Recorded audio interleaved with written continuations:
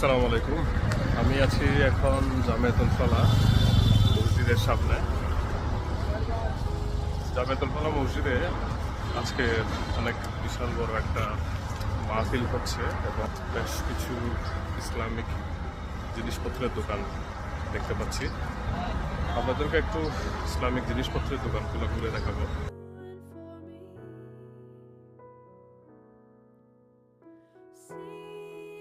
Uncle, এগুলার price কিরকম? 150। এগুলোর প্রাইস হচ্ছে 150 টাকা।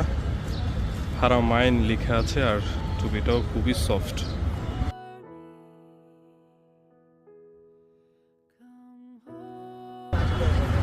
গজ